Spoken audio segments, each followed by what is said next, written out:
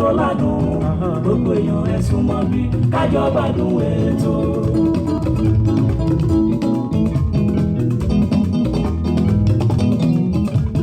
Tẹ́sí show ti dé Àbọ̀sẹ̀dé ọmọ bàbá ọlọ́pàá látàkùn ètò ní gbogbo ọjọ́ Thursday lẹ́tí ń gbọ́ lórí Tẹ́sí show rédíò and tẹlifíṣọ̀n. Ara Gẹ́gẹ́ ti dé ètò tó lóyìn. Ara Gẹ́gẹ́ ti dé ọba ètò. Ara Gẹ́gẹ́ ti dé ètò tó ládùn gbogbo èèyàn ẹ súnmọ́ bí kájọ gbádùn ètò.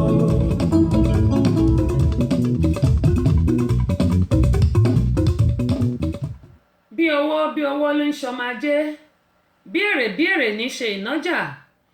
Ẹ káàárọ̀, ẹ káàsán, ẹ kúrọ̀lẹ́, ẹ kú àjálẹ́ ò níbi yòówù tí ẹ ti ń gbọ́ Tẹ́sí Show rédíò and tẹlifíṣọ̀n káàkiri orígun mẹ́rin àgbáńlá ayé. Akúṣẹ́ látòórọ̀ àkókò lè dáa tí gbogbo àbá káàkiri yóò kúkú dáa láṣẹ Elédùà. Tẹ́ bá wò ó, òní ní ọjọ́ 18 oṣù kẹrin ọdún 2019. Oṣù yìí tó ti ń lọ bí a ṣe kọ̀wé rẹ̀, ọ̀sẹ̀ yìí náà tó ti ń lọ, òní tí ń ṣe ọjọ́ àlàmísì ọjọ́ Thursday. Mo gbà lẹ́yìn àdúrà pé lágbára aláwòrábí bóṣù ṣe ń parí báyìí àní parí mọ́ o, àní parẹ́ mọ́. Bí ọ̀sẹ̀ yìí náà dẹ̀ tún ṣe ń parí lágbára Ọlọ́run gbogbo apátápátá àní parẹ́ mọ́. Abọ́sẹ̀dé lórúkọ tèmi tí ìparúkọdà Yèyé Agbáṣàga, ọmọbìnrin olùṣètò yín ìyálóde amúlùdùn àti àmbásádọ̀ iléeṣẹ́ rédíò amúlùdùn náà ni ìyá ẹgbẹ́ Ìlẹ̀kẹ̀ Lóye. Ọmọ bàbá ọlọ́pàá ọ̀pẹ̀lẹ́ngẹ́ ṣubú làwọ̀ àwo kò fọ́, ó ṣubú lodó, odó bá fàyà pẹrẹgẹdẹ. Mọ́lẹ́mí náà ni ọmọ onílùú Láméjì, Ìjẹ̀bú nílé bàbá tó bí mi lọ́mọ, Ẹ̀gbá nílé ìyá mi. Ẹ̀ka alẹ́ o, ẹ̀ka sàn, ẹ̀kúrọ̀lẹ́, ẹ̀lẹ́ ń bẹ̀ wọn o.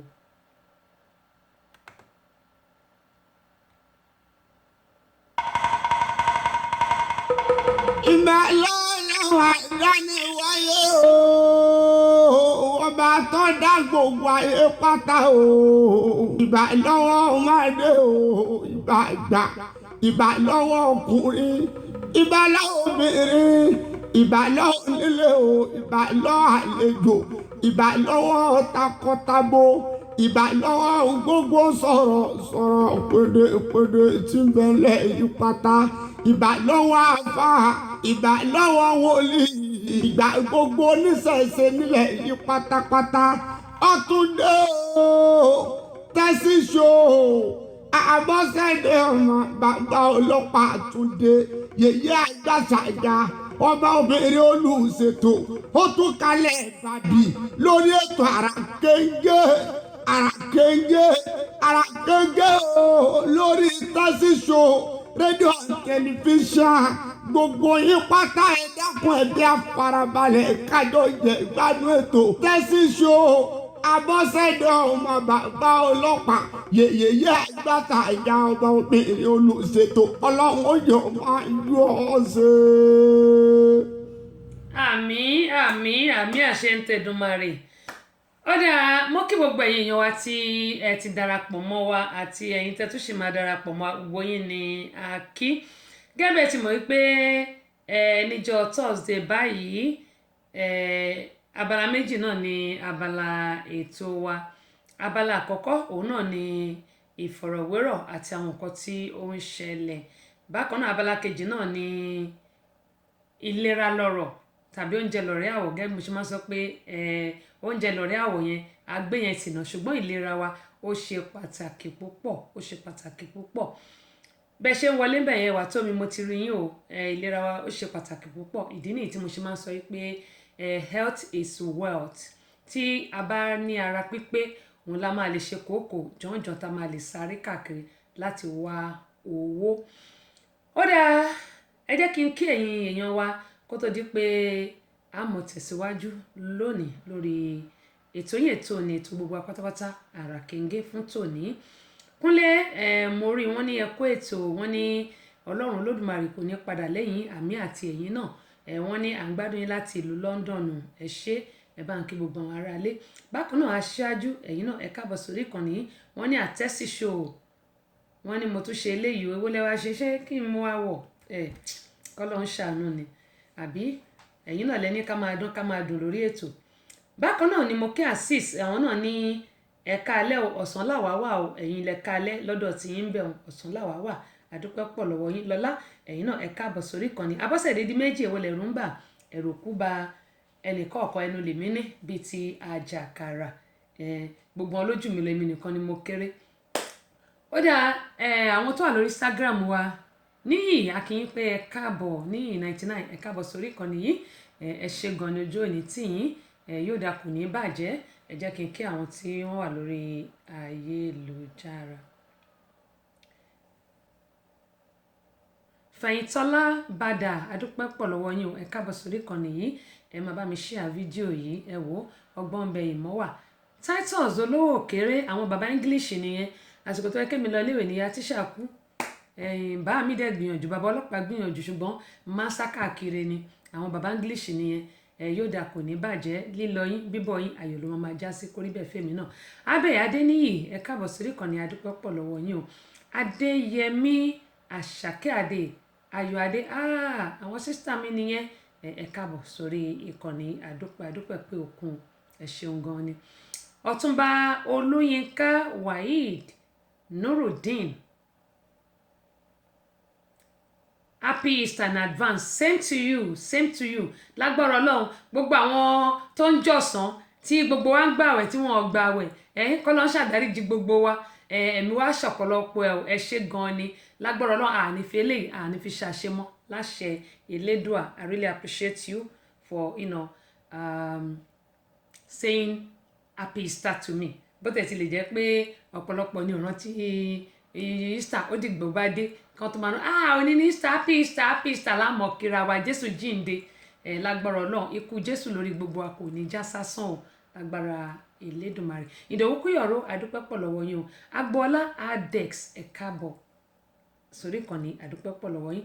Tókunbọ̀ Wálé Ọlámídé Akínlọsọ́tù ó dáa mo máa kí yín o mo ṣì ń bọ̀ ẹ ṣé gan ni mo máa kí yín.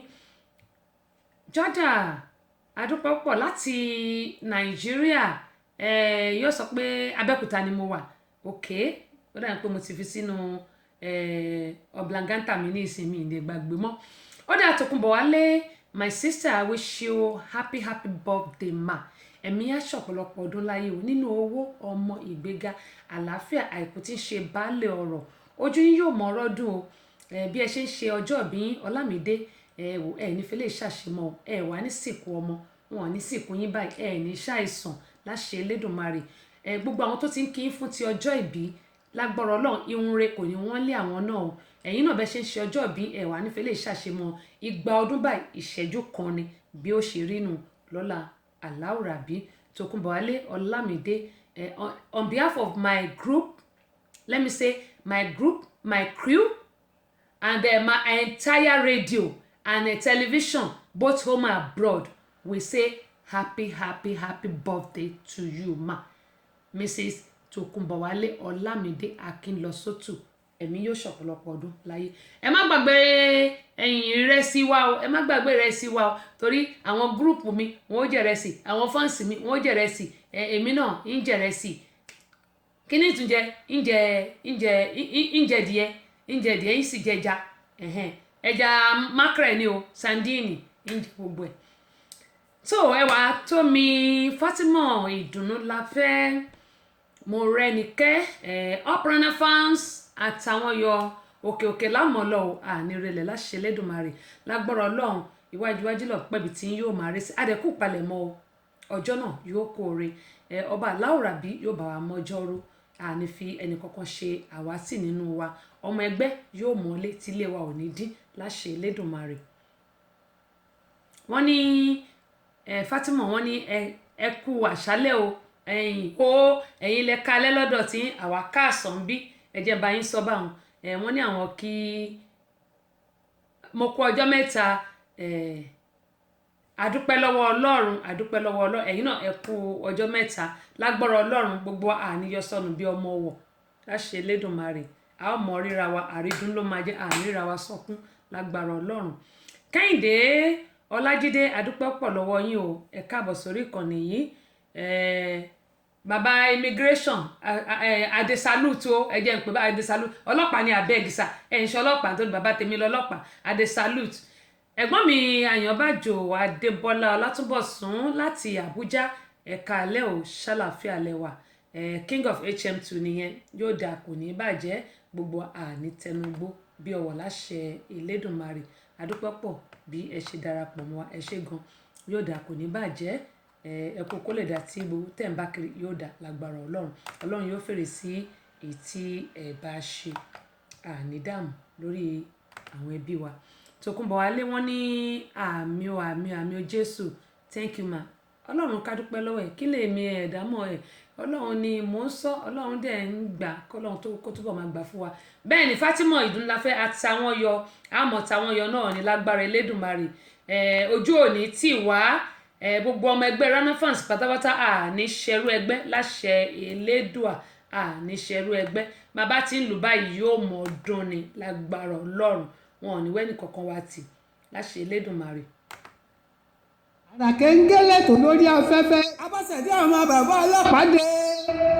ọbabìnrin olùṣètò èyí àgbàsàgà ìyálóde amúlùdùn àmbásádù amúlùdùn ìyá ẹgbẹ́ ẹlẹ́kẹ̀ lóye ọ̀pẹ́rẹ́ ẹjẹ́ ṣubúláwo kọ̀ǹfọ́ ó ṣubú lódó ṣe bí odó wọn òun fà ya pẹrẹgẹdẹ bí aṣọ abọ́sẹ̀dé tí ń wẹ̀ lódò tí gbogbo ọmọkùnrin wọn fi yọwọ́ ṣe abọ́sẹ̀dé tèmi ní ọgbà tèmi ní omú abọ́sẹ̀dé tọpẹ́ tọwọ́ tẹsẹ̀ bí ọ̀lẹ àwẹ̀ ìjẹ̀bú ègbòrò ọmọ ọba ń ta ọmọ ẹ̀gbá àmọ́ òdì mọ́ lọ́tà odò tí mo bá fẹ́ lé ìyá rẹ̀ nílé ìtayé lójú èjì rẹ̀ ara àsọkùn ṣe ń bẹ nílé ẹdún bẹ́lẹ́jẹ̀ orí igi dàndàmbìrì ara òpọ̀dà wọ́n fà mí rù wọn ò fojú ṣe é ojú ní pókí ìlú ní ti ẹ̀mí ọ̀rẹ́ ilé kìsà ìyé kan lásán abọ́sẹ̀dé ti wà lórí ètò. Bẹ́ẹ̀ ni a ti wà lórí ètò adúpẹ́ lọ́wọ́ ọlọ́run ẹ jẹ́ kí n máa fi eléyìí kí n máa fi rán gbogbo wa létí pé ilé ayé yìí kì í ṣe àwa lọ gẹ́gẹ́ bó ṣe máa ń sọ pé ohun tí a bá ṣe lónìí ọ̀rọ̀ ìtàn ni tó bá dọ̀la ohun tí a bá ṣe náà ni wọ́n máa sọ lẹ́yìn tí gbogbo wa tá a bá lọ tán.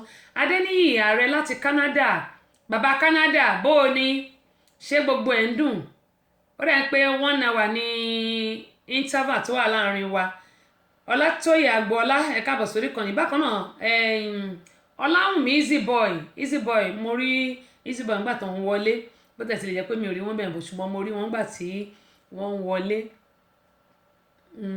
mo rí wọn nígbà tó ń wọlé ẹ káàbọ̀ sórí kan ní.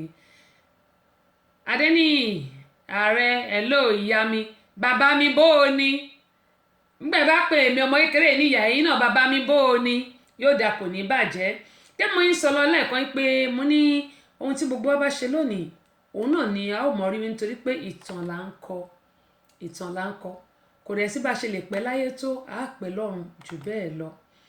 ẹ jẹ́ kí n máa fi àsìkò yìí kí n bá máa gbàgbé kí n fi kí ẹ̀gbọ́n mi kan tó jẹ́ pé ẹ̀gbọ́n Kenny nationwide ni ọ̀pọ̀lọpọ̀ mọ̀ wọ́n sí. Mo rántí pé ìgbà tí mo lọ ṣe MC fún àádọ́ta ọdún wọn tí mo lọ ṣe MC fún wọn arákùnrin ìyẹn jẹ́ kí n pè wọ́n ní pásítọ̀ ni wọ́n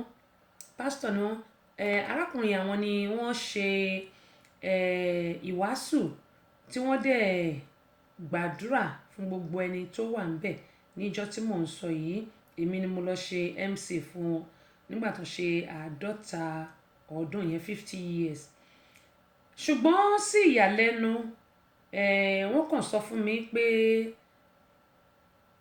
bàbá yìí ń kọ́ pé kì í ṣàgbàlagbà o he was like I think 60 it's 60 so wọ́n kàn sọ fún mi ní pé pé mo jẹ́ mọ̀ pé wọ́n ní testimony sir wọ́n ní àwọn ò rí mi mo ní bo mo ní èmi tó yẹ pé kọ́lọ́run kó ṣàánú èmi náà ni wọ́n ní wọ́n á ṣàlàyé fún mi pé ṣé mo mọ pásítọ̀ tí ó gbàdúrà tí ó wàásù nígbà tí mò ń ṣe MC fún àwọn pé tí pásítọ̀ yẹn ní ká máa ṣe rere gbogbo wa pátápátá wípé ire tá a bá ṣe ló máa tọ̀ wá lẹ́yìn mo á ní mo ní òkè dà ń pé mo rántí bọ̀ tí mi rántí orúkọ wọn mọ́ so wọ́n á ní Babalọ́lá Sálù Babalọ́lá Sálù. Ohun tí mo fẹ́ fàyọ́ bẹ̀ ni pé arákùnrin yìí wọ́n ní ó kàn ṣe àìsàn ráńpẹ́. Mo wá sọ fún wọn, mo ní kò sí bí ẹ̀dá ṣe wà láyé tẹ́ẹ̀dá bá máa kú á mú nǹkan kan dání. Lákọ̀ọ́kọ́ mo máa ń sọ pàápàá jùlọ fún àtàwà nílùú òyìnbó pé ṣẹ́rí kò jọ̀ǹjọ̀ mo fẹ́ dogún mo fẹ́ dọgbọ̀n kò lè sọ pé ká lówó yẹn lọ́wọ́ ṣùgbọ́n ìwọ̀nba tá a bá ṣe ká bẹ Ọlọ́run pé kó fi àlùbáríkà sí nítorí pé àlùbáríkà ló jàjù nínú gbogbo wàhálà àti kò jọ̀ǹjọ̀ wa. Mo kí gbogbo àwọn ẹbí Babalọ́lá Sálù pé wọ́n kú ara fẹ́ra kù pàápàá jùlọ ẹ̀gbọ́n Kenny Nationwide wípé wọ́n kú ara fẹ́ra kù lágbára Ọlọ́run ẹni tó máa kú àdàgbà gbogbo wa a ò ní dààmú a ní yọ sọnù bí ọmọ ọwọ́ láṣẹ Elédùmarè. Òun ló máa jẹ́ kí n túbọ̀ máa tẹpẹlẹ mọ́ títọ́jú ara wa lẹ́yìn tí a bá ti dé abala kejì. Gẹ́mù yìí máa ń sọ pé ọ̀rọ̀ tèmi gbogbo wa ni máa ń gbà ní àmọ̀ràn àtèmi gan tí mò ń sọ torí tí n bá sọ tó máa tún padà máa lọ tún gbọ́ pé ok kí ni mo sọ èyí tó bá jẹ́ mọ́ tèmi èmi náà máa tún fi kọ́ ẹ̀kọ́. Ẹ jẹ́ ká máa tọ́jú ara wa mo bẹ̀ wá ni ẹ jẹ́ ká máa tọ́jú ara wa. Tá bá dé abala kejì tó jẹ́ abala ìlera lọ́rọ̀ gbogbo nǹkan tó bá yẹ kí n tún sọ lórí ìlera wa a ó máa sọ ṣùgbọ́n gbogbo wa pátápátá ni mo gbà ládùúrà pé lágbára Ọlọ́run bọ́dún yìí ṣe ń lọ wọn ò ní fi wá parí ọdún yìí o oṣù yìí náà bó dẹ̀ ṣe ń parí lágbára Ọlọ́run ire inú ẹ̀ làwọn máa rí ìbínú ẹ̀ yóò fọ gbogbo adáláṣẹ Elédùmarè. Yèbèjì ẹ káàbọ̀ sórí ìkànnì yìí àdúpẹ́ púpọ̀ lọ́wọ́ yín o bẹ́ẹ̀ ṣe ń tì mí lẹ́yìn Ọlọ́run ní padà lẹ́yìn yín. Akínọlá Fẹ́mi Richard báwo ni ṣé gbogbo ẹ̀ ń dùn ẹ̀ka alẹ́ nílùú Nàìjíríà o. Terry Douglas how you doing welcome on board. Ó dà ní pé Terry ti sọ fún mi pé Yorùbá ní àwọn olórúkọ ilé ìbò bíi ti àwa tẹ́sí ṣò báyìí àdúpẹ́ pọ̀ lọ́wọ́ ẹ ṣeun gan ni. Bákan náà Ọláníyì wọ́n ní àti jókòó ká lè gbádùn yín lálẹ́ yìí ju ti tàtẹ̀yìnwá lọ ó dà ẹ ṣé ẹ̀yin náà ẹ jókòó àwa náà ti wà ń kalẹ̀. Wọ́n ní ọpẹ́ pàtàkì lọ́wọ́ gbogbo àwọn tó fún wa lẹ́bùn wọ́n ní yín ni kẹ́ni kó lè ṣe míì nítorí pé nígbà tí àbádúpẹ́ ẹgbẹ̀fà èèyàn ò lè rí ẹgbẹ̀jẹgbà tó ṣe bí òwe ẹ̀yin bàbá mi. Ọpẹ́ pàtàkì lọ́wọ́ Evangelist Fúnmi Àràgbáyé JP ààrẹ fún gbogbo olórin ẹ̀mí nílùú Nàìjíríà gẹ́gẹ́ bí mo ṣe máa ń sọ pé wọ́n fún wa ní audio CD wọn wọ́n fún wa ní video CD wọn wọ́n ní kí n fún àwọn tó bá gba ìbéèrè mi lórí tó bá gba ìbéèrè mi lórí ètò ìyẹn ní gbogbo ọjọ́ Jímọ̀ àdúpẹ́ púpọ̀ lọ́wọ́ wọn òkè ni wọ́n mọ̀ ọ́ lọ. Bákan náà ni àdúpẹ́ lọ́wọ́ Bukky Enterprises tí wọ́n fún wa ní àǹkárá tí wọ́n tètè wá tán báyìí ó ti tán torí mo fún Kúnlé mo fi ẹyọkan ránṣẹ́ sí ọ̀gbẹ́ni Kúnlé ní London àdúpẹ́ púpọ̀ lọ́wọ́ tọ̀dọ̀ wọn ó ti tán. Bákan náà ládúpẹ́ lọ́wọ́ Yèbèjì Ìdòwú Motúnráyọ̀ Enterprises ẹ̀jẹ̀ ń pè bẹ́ẹ̀ iwájú ni wọ́n mọ̀ ọ́ lọ àwọn náà wọ́n fún wa ní àǹkárá gẹ́gẹ́ bí mo yẹ sọ àdúpẹ́ pọ̀ ní ọwọ́ wọn wọ́n kó fún wa bìbà pé ká máa fáwọn èèyàn tó bá jẹ ìbéèrè lórí ètò wa tó bá gbà béèrè wa. Bákan náà ni mo dúpẹ́ lọ́wọ́ Ọláìtàn àwọn fún wa ní aago unisex fún ọkùnrin àti obìnrin ẹyọkan náà ni ó wà nílẹ̀. Adúpẹ́ lọ́wọ́ ọ̀gbẹ́ni ẹni Ọlọ́run mọ̀ tó ránṣẹ́ àti ní má dárúkọ wọn àwọn náà fún wa ní iPad case àti phone case tó ní ká fáwọn èèyàn bó tẹ̀ ti lè jẹ́ pé wọ́n ti jẹ̀ kan nínú ẹ̀ Kẹ́hìndé Àbẹ̀kẹ́ àwọn ni wọ́n jẹ̀ yẹn so mi dẹ̀ tí ì fún wọn pẹ̀lú àwọn kẹsẹ̀tì tí wọ́n jẹ lọ́wọ́ wa ó jẹ́ nǹkan mẹ́ta tá a jẹ wọ́n. Bákan náà ni mo dúpẹ́ lọ́wọ́ dókítà Báyọ̀lé Àsọ̀rọ̀ gbogbo tẹ̀fẹ̀ ti mọ̀ràn fún ti àwo orin fídíò CD àti audio CD tí wọ́n fún wa àwọn èèyàn ti jẹ fídíò CD wọ́n ti jẹ audio CD ṣùgbọ́n ṣìkù kò tí ì tán àdúpẹ́ pọ̀ lọ́wọ́ wọn. Bákan náà ni àtúndúpẹ́ lọ́wọ́ Abọ́sẹ̀dé èmi gan fúnra mi tí mo kó audio CD àṣà Yorùbá sílẹ̀ iná ò ní tán wo gbogbo wa lágbára Ọlọ́run iwájú láàmú Ọlọ́run kò ní tán bẹ̀ láṣẹ Elédùmarè a máa mọ̀ ọkọ ni o a sì ní tẹnugbó bí ọwọ́ ọmọlé Wàsíù Olúwaṣeun ẹ káàbọ̀ sórí ìkànnì yìí aṣáájú ẹ káàbọ̀ wọn ní tẹ́sí ṣo Abọ́sẹ̀dé ọmọ bàbá ọlọ́pàá ẹ̀kọ́ ètò ẹ kú iṣẹ́ ìlú ọlọ́run yóò gbàdúrà ọgbà ní ṣíṣe bákan náà adéyẹmí àṣàkẹ́ adé ayọ̀ adé mo ti táàgì wọn àdúpẹ́ pọ̀ ní ọwọ́ wọn. ẹ̀yin èèyàn wa nílé gẹ́gẹ́ bí mo ṣe ń sọ lẹ́ẹ̀kan yín pé gbogbo wa pátápátá ẹ jẹ́ ká máa ṣe é ká ṣe ohun tó tọ́ àti ohun tó yẹ. Àrà Kẹ̀ǹgẹ́ ètò àtàtà tá a ti ṣàpérò lórí ìlera ẹ̀dá àti oúnjẹ tí ń ṣara lóore pẹ̀lú ọ̀nà tá a lè gbà lálùyọ nídìí iṣẹ́ ẹni. Àrà Kẹ̀ǹgẹ́ ètò tí ń dáni nímọ̀ràn ni Yorùbá bọ̀ wọ́n ní ìsínwó ìkòròwò ohun tá a bá dìjọ rò kíkún ní igun. ẹ̀yin náà pè wá sórí ètò láti sọ èrò ọkàn ti yín náà. Àrà Kẹ̀ǹgẹ́ gbogbo ọjọ́bọ̀ Thursdays lètò yìí ń wáyé o. bẹ̀rẹ̀ láago 7 ọ̀sán Atlanta time kì í ṣe aago 9 alẹ́ UK and Nigerian time. Àrà Kẹ̀ǹgẹ́ tẹ́sí show àbọ̀sẹ̀dé ọmọ bàbá ọlọ́pàá látọ́kùn ètò. Àrà Kẹ̀ǹgẹ́ ètò tó lóyin ládùn.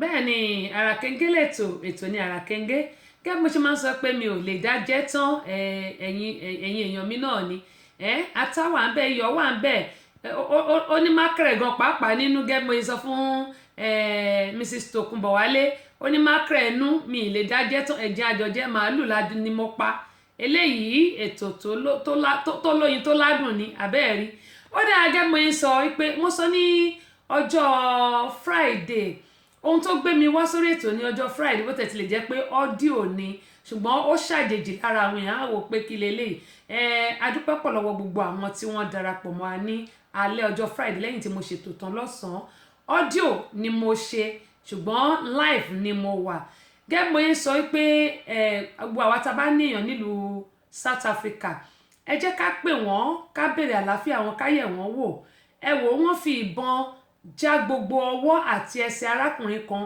tó yẹ pé ọwọ́ ọ̀tún ẹ̀ ó ti fẹ́ẹ̀ já sí méjì eegun yẹn ó fọ́ pátápátá ara ẹran ló kù bẹ́ẹ̀ tó yẹ pé ara ẹran yẹn gan já ni ọwọ́ yẹn máa já sọ́tọ̀ ni ìgbàyà ni arákùnrin yìí fi ń wọ́kọ̀ wá ń ṣòun nìkan wọ́n pa àwọn èèyàn àwọn obìnrin kan náà wọ́n pa wọ́n kàn yìnbọn fún wọn ni bẹ́ẹ̀ sì rèé olórí orílẹ̀-èdè wọn ṣó máa lóun ò gbọ́ ni èmi mọ̀ pé pẹ̀lú gbogbo nǹkan tó ń ṣẹlẹ̀ yẹn olórí orílẹ̀-èdè wọn gbọ́ Nàìjíríà dẹ̀ pẹ̀lú àwọn tí ó jẹ́ kí South Africa kó gba independent nígbà tí Mandela tí ó ṣì wà láàyè ẹ wá wo nǹkan tó ń fojú ọmọ Nàìjíríà rí lórí pé wọ́n ní wọ́n ń fẹ́ yàwó wọ́n ń fẹ́ àwọn ọmọ ìlú wọn tó jẹ́ obìnrin wọ́n ní wọn tó jẹ́ kán ríṣẹ́ ṣe iṣẹ́ olówó ní South Africa tó o bá kàwé ó di dandan kó o ríṣẹ́ gidi ṣe tó o bá ti kàwé péǹtì náà ń tọ́ wọ́n dẹ̀ ń ṣerun fáwọn èèyàn ẹ wo arákùnrin tí mo ní ó ti wà ń bẹ̀ over 20 years ní máa yìí ti wà ní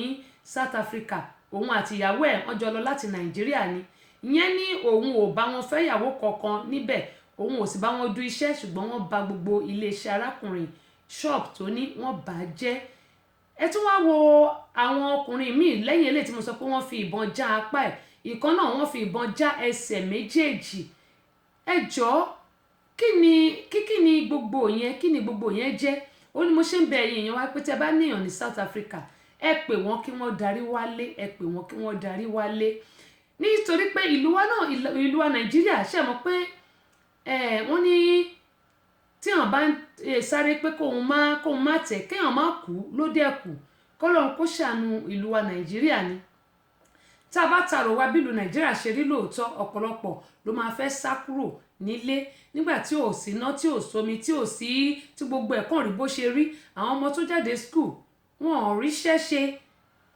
àwọn tó wà lẹ́nu iṣẹ́ gan wọn ò rówó oṣù gbà àwọn tó dẹ̀ tún rówó oṣù gbà náà ẹlòmíì wọ́n á jẹ lówó oṣù 9 ẹlòmíì owó oṣù 9 gbogbo èèyàn ló fẹ́ sá kúrò nílùú Nàìjíríà bẹ́ẹ̀ sì rèé kò ṣeé ṣe gbogbo wa ò lè sá kúrò nílùú Nàìjíríà àwa tàdé wà nílùú òyìnbó kẹrèé a lè kó gbogbo àwọn ẹbí wa tó wà nílùú Nàìjíríà ó ní mo ṣe ń pe àkíyèsí wa pé àwa tí a bá lè ṣe ìrànlọ́wọ́ nílùú Nàìjíríà ẹ jẹ́ ká gbìyànjú ká ṣe ìyẹn àwa tó lọ́n bá fún ní agbára ẹ jẹ́ ká gbìyànjú ká ṣe Àbẹ̀kẹ́ Kẹ́hìndé Èjìwùmí ẹ̀rín òjò kọ́nà máa fi yín sí mi kẹ́ báyìí ni akúdédé wòye àkúṣẹ́ látòrọ̀ yóò dàpọ̀ ní bàjẹ́ lágbára Ọlọ́run kẹ́mọ̀ yín sọ pé àwọn ará Nàìjíríà àti àwọn other foreign countries tó wà ní South Africa ìbọn náà fi ń pa wọ́n nípakúpa tó ń já wọn jálajàla ni ẹ jọ̀ọ́ ẹ jẹ́ ká pe àwọn èèyàn wa tí wọ́n wà nílùú ìlú South Africa àwọn atabaníyàn bẹ́ẹ̀ kí wọ́n darí sílé. Mo mọ̀ pé kò easy o, kò easy ṣùgbọ́n ẹ̀mí ò láàrọ̀. Bẹ́ẹ̀mi bá wà ìrètí ń bẹ, tẹ́mi bá wà kò síbi tẹ́dá ò ṣe lè dé láyé yìí. Ṣùgbọ́n tá bá ti torí pé bóyá torí pé Nàìjíríà ò da kéèyàn wá lọ sọ ẹ̀mí ẹ̀nù sájò, ìyẹn ló máa burú jù. Bàbá Chris Oguns láti Maryland, ẹ káàsán o, ẹ kújọ́ mẹ́ta. Ṣàlàáfíà ni ara yín yóò lè sówó, yóò lè sọmọ, yóò lè sálàáfíà, ẹ kú baálé ọ̀rọ̀, ẹ kú àtijọ́. Akínọlá Fẹ́mi Richard, welcome on board. Kẹ́mu yín sọ pé ẹ jẹ́ ká pe àwọn èèyàn wa ní ìlú South Africa, ẹ jọ̀ọ́ torí Ọlọ́run, a ò ní dààmú lágbára Elédùmarè, a ní dààmú. Ìlú wa ò ní bàjẹ́, Nàìjíríà ò ní dàrú. Gbogbo àtàbá wà nílùú òyìnbó, ohun tá a bá lè ṣe ẹ jẹ́ ká gbìyànjú ká ṣe. Wọ́n ní ohun tí ẹnikẹ́ni tí ó bá nípa láti ṣèrànlọ́wọ́ fún òun náà lẹ́nu kejì rẹ̀ tọ́jú rẹ̀. Ọlọ́run á ṣàánú fún wa. Bákan náà ni mo kí àwọn ṣúgà pé wọ́n kó palẹ̀mọ́ ti òkú màmá wọn lágbára Ọlọ́run, ọjọ́ yóò kórè o. Bákan náà ni mò ń kí HRH Ọláníyì nílùú London wípé àwọn náà kó ìpalẹ̀mọ́ òkú bàbá wọn tí wọ́n máa ṣe ní May lágbára Ọlọ́run yóò mú ọjọ́ ró. Ahmed Adeleke, ẹ káàbọ̀ sórí ìkànnì yìí, Ọlọ́run yóò bá wọn mú ọjọ́ ró, gbogbo nǹkan tó máa fi ṣe Ọlọ́run Olódùmarè yóò bá mi pèsè fún wọn. Ó dáa gbogbo àwa òbí eléyìí, ẹ jẹ́ ká gbọ́ eléyìí. Mo máa ń sọ fún wa pé ẹ jẹ́ kí a máa ṣàkíyèsí àwọn ọmọ pàápàá jùlọ àwa tí ó jẹ́ pé àbí àtobìnrin àtọkùnrin, ẹ jẹ́ kí a máa ṣọ́ra. Ẹ jẹ́ ìwọ.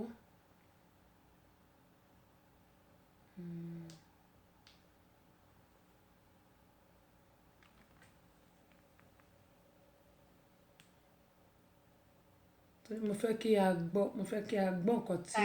He now showed it to me that mo ti ń fi sínú gbó ẹ̀ tó mọ̀. Ẹ jẹ́ n play láti bẹ̀rẹ̀. I finished my secondary school from Vivian Fowler. I went to Caleb Nursery and Primary School. I came in to drop to a friend. Yeah, he used to be my boyfriend. He was putting in my weed, I don't know. So there was one time he now showed it to me that mo ti ń fi sínú gbó ẹ̀ tó mọ̀. I was not like, what was this one? He said it's cocaine. I said, why will you be putting cocaine in my weed and you not tell me? That's how I go into crack. Tẹ́ bá gbọ́ nǹkan tí ó sọ, tọmọbìnrin yìí sọ, ṣé ẹ gbọ́ láti bẹ̀rẹ̀. My secondary school from Vivian Fowler. I went to Caleb Nursery and Primary School. I came in to drop to a friend. Yeah, he used to be my boyfriend. He was putting in my weed, I don't know. So there was one time he now showed it to me that mo ti ń fi sínú gbó ẹ̀ tó mọ̀. I was not like, what was this one? He said it's cocaine. I said, why will you be putting cocaine in my weed and you not tell me? That's how I go into crack. Gbogbo àwa abiyamọ tòótọ́, Ọlọ́run á máa ṣàánú fún wa. Ní Ògúndípẹ̀, ẹ káàbọ̀ sórí ìkànnì, ẹ káalẹ́ ní London o, ṣàlàáfíà lẹ́wà. Mo dúpẹ́ ọjọ́, mo dúpẹ́ pé òkun o, ní wọ́wọ́ tì láṣẹ Elédùmarè. Gbogbo àwa òbí, gbogbo àwa abiyamọ, tẹ́ bá gbọ́ nǹkan tí ọmọbìnrin sọ, ọmọ ọdún mélòó ni? Ǹjẹ́ àti ẹ̀ mọ àwọn tí àwọn ọmọ wa ń bá rìn? Mo máa ń sọ ní gbogbo ìgbà pé tèmi ò bá rí mi ní wí. Ẹ bá mi share fídíò yìí kí àwọn èèyàn wa kí wọ́n lè máa kẹ́kọ̀ọ́ nínú ẹ̀.